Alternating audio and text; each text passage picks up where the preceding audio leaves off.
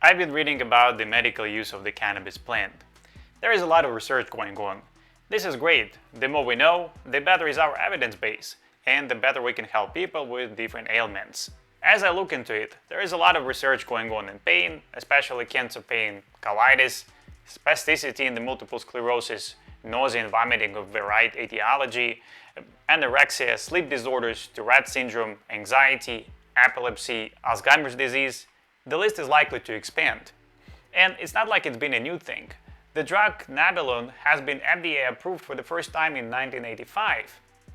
Nabilone is a synthetic analog of delta-9 tetrahydrocannabinol, a psychoactive compound in the cannabis plant. Together with this recent research, there is a lot of reference to the medical use of cannabis plant in the ancient times. Ancient Egypt, Assyrians, Mesopotamia, China, Arabic world, it seems like all major ancient civilizations have been using cannabis for the medical purposes. So, I wanted to look more closely into it.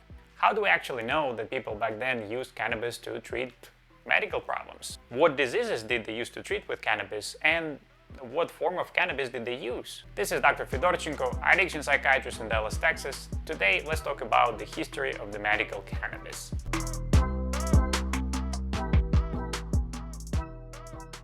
Cannabis sativa, which by the way stands for the cultivated cannabis, is the most known species. Two other probable species include Cannabis indica, the name tells us that that's the strain coming from the modern-day India, and Cannabis ruderalis. Indica generally has a higher THC content, making it more psychoactive, and ruderalis literally means weeds or a plant that grows in a wasteland, and it has a low THC content. As far as we know, these plants originated in Central and Southeast Asia and then followed the spread of the early human societies as we were exploring the world. Hemp has been used for textile production for the longest time and also for the religious and spiritual purposes. Now for the medical use. The farther we go back in time, the less reliable are our sources and the more prone to mistakes are our theories. However, today most of the scientists agree on the fact that cannabis was used for medical purposes by the ancient civilizations. This review is of course incomplete. I compiled the facts that I found interesting. For anyone who is curious, I will leave the references to the resources that I've used down below in the description. Ancient Egypt probably has the earliest written description of the cannabis. Now, the word that they used for this plant likely sounded like that, shemshemet. If you look at the hieroglyphic for this word, what you will see is the symbol for a pool or a basin, followed by the symbol for the owl, these two symbols repeated, and then a small symbol for a flat loaf of bread, and two more symbols that are not pronounced, but they mean a grain and a plant. So, in pyramid texts, there is a line saying the following: the king has tied the cords of the shemshemet plant. The king was making some sort of ropes. Apparently the only plant that they could use to make any ropes or fabrics or sails was cannabis. So if the king was using shemshemet plant, shemshemet must be hemp or cannabis. Now, that's not necessarily medical use, but let's look at the Ebers Papyrus. There you can find reference to the fact that cannabis has been used as a part of a poultice for the treatment of a toenail. I think this is the first time in my medical career that I see the word poultice used. They use poultice for the treatment of a toenail. Let me just read it to you guys.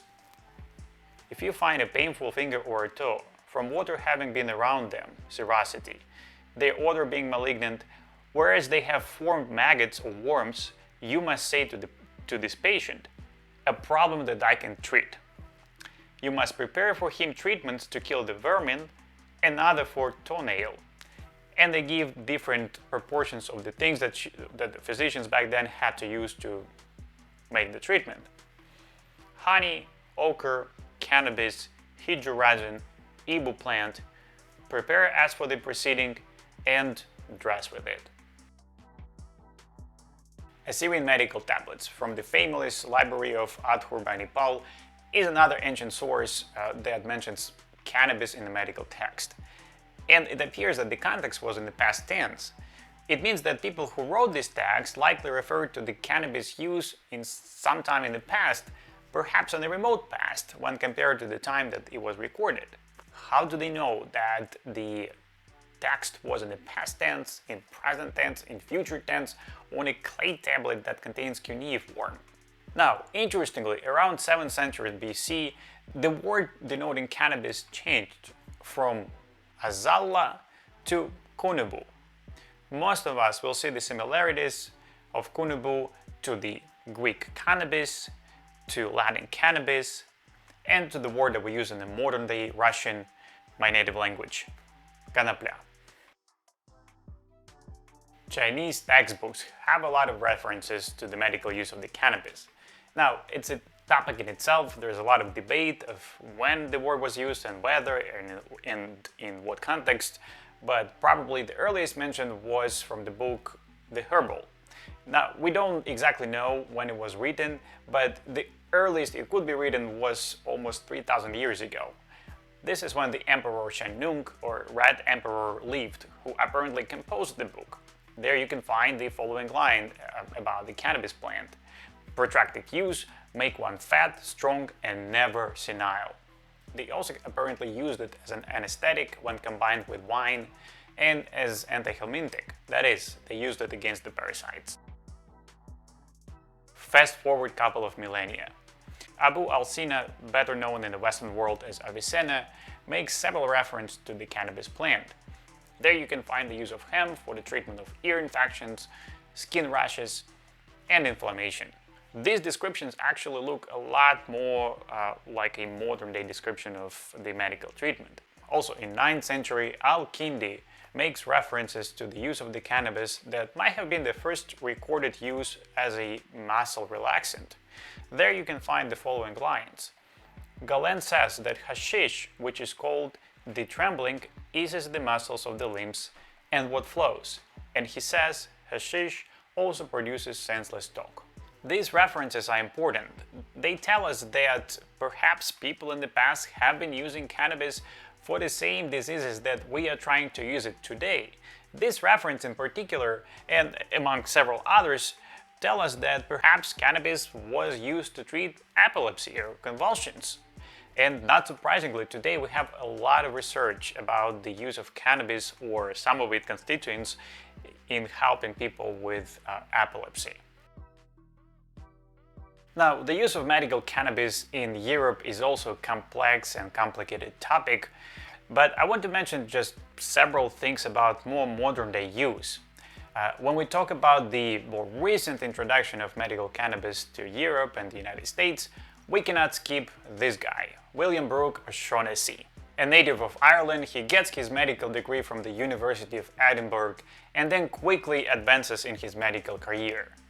He was talented. Among other things, for example, he was the first person to suggest replenishing electrolytes and fluids in people with cholera during the cholera outbreak in London. Yes, the famous cholera outbreak of 1831. And there were others, but importantly, in 1832 he moves to India as a physician, and there he works on establishing medical institutions. He studies the native medicine, including Indian Ayurveda medicine. He studies native plants like opium and cannabis. He writes 3 books there for Indian medical students, and he writes one of the first biochemistry textbooks in the world. And then, after a series of scientific experiments on animals first, in 1839 he tries the cannabis tincture on a number of his patients.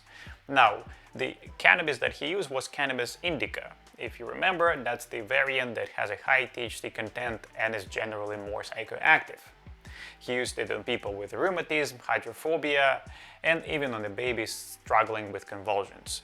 I wonder if those were the febrile convulsions or just a child with an epilepsy. Cannabis seems to be very helpful. He comes back in Europe a couple of years later, introduces it first in England, and then it quickly spreads throughout the Europe. The first half of the 19th century, all the way to the first half of the 20th century, is sometimes referred as the golden age of the cannabis treatment. Cannabis was used a lot for many different ailments and diseases. In 1849, in Italy, pharmacist Carlo Erba starts to use the formulations of the cannabis to treat migraines, nausea, and arthritis. Now, he used the cannabis from Egypt, which likely was cannabis indica. The treatment proved to be very useful. Now, some 30 years later, other pharmacists and physicians in Italy noticed that if they use the local Italian hemp, it can be just as effective in treatment of those ailments. What they had to do is to double the dose. Now, the local variant was most likely cannabis sativa, used in the production of the textile fabrics and ropes and sails. If you remember, cannabis sativa has lower THC content. It is generally less psychoactive. Now, it proved to be just as effective if they increased the dose. Around the same time, the pharmaceutical companies, the precursors of the modern day big pharma, like Merck in Germany and Scripps in the United States, started to produce cannabis formulations as well and advertise them for their analgesic, anti-inflammatory, and anti-spastic properties. And of course, we cannot skip Jacques-Joseph Moreau, a French psychiatrist well known to the field in the 19th century. He also did a long trip to the east, where he tried cannabis. Upon return, he continued his experiments. First, he ingested it by himself, then introduced it to his students, and he even tried it on his mental health patients. He took extensive records of his experiences and experiences of other people, and later published a book about it at the very end of the 19th century. Now, interestingly, there was such thing as the Club des Hashischins, which can be translated as hashish eaters. Moreau was the founder of this club, and among other members, famous writers Victor Hugo and Alexandre Dumas were a part of this club. Moreau was probably one of the first Europeans in the modern history that used cannabis for recreational purposes. Now, in the 20th century, a number of events and policies that were put in place essentially prohibited any use of cannabis plant either for medical or recreational purposes. In the United States, it is a famous or infamous, depending on the point of view that you hold, Marijuana Taxt Act of 1937 that effectively halted any use of cannabis for several decades. Now we are experiencing a revival of cannabis use both medically and recreationally, so again we are in the new era. Okay, I hope you guys liked this video. It was a very brief introduction to the history of medical cannabis. The topic in itself is a lot more complex. In general, history of psychoactive substances is very interesting because there are many sides to them. Like in cannabis, it's been used for textile fabrics, for religious purposes, and for medical recreational purposes. And really, we cannot separate those. They all go together as our civilizations advance. So obviously, there is a lot more to it. If you like this video, consider subscribing to my channel. There are more videos to come. For now, thanks for watching, and see you next time.